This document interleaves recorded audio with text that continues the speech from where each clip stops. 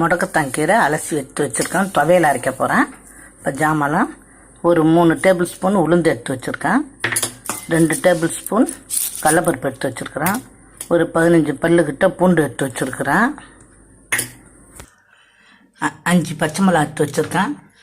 ஒரு 1.5 இன்ச்சு அளவுக்கு இஞ்சி கட் பண்ணி வச்சுருக்கேன். ஒரு 3 கொத்து கருவேப்பிலை, கொத்தமல்லி தழை கொஞ்சம் எடுத்து வச்சுருக்கிறேன். இப்போ ஒன்று ஒன்றா வறுத்துக்கலாம். இப்போ 2 ஸ்பூன் கடலைப்பருப்பும் போடுறோம். இப்போ இது எல்லாமே கொட்டி அப்படியே வதக்கிக்கிறேன். இன்னும் எலுமிச்சம்பழம் அளவுக்கு புளி எடுத்துக்கிறேன்.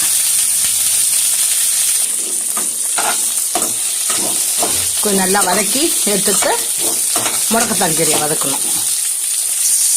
போடுறோம் முடக்கத்தான் கீரை. இப்போ நான் வதக்கிறேன். நல்லா சுருளை வதக்கி வச்சுட்டேன். இப்போ அதை அரைக்க போகிறேன்.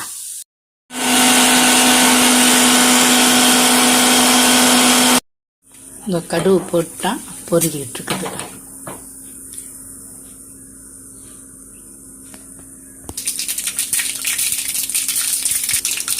ரெண்டு மிளகாய் போடுறேன்.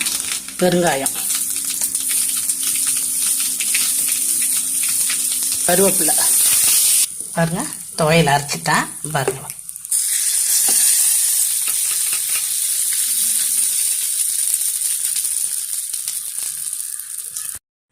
நான் உப்பெல்லாம் போட்டிருக்கேன். நீங்களும் அது மாதிரி திட்டம் பார்த்து உப்பு போட்டுக்குங்க. பாருங்க, இந்த துவையல் நீங்கள் இட்லிக்கு, சாப்பாட்டுக்கு, தோசைக்கு எல்லாத்துக்குமே வச்சு சாப்பிடலாம். முடக்கத்தான் துவையல் இந்த மாதிரி நீங்களும் செஞ்சு பாருங்கள். நீங்களும் இந்த மாதிரி அரைச்சி சாப்பிட்டு பாருங்கள். உடம்புக்கு நல்லது. இந்த வாயு தொலையெல்லாம் போகும். நமக்கு இந்த முட்டி, கை, வலியெல்லாம் போகும்.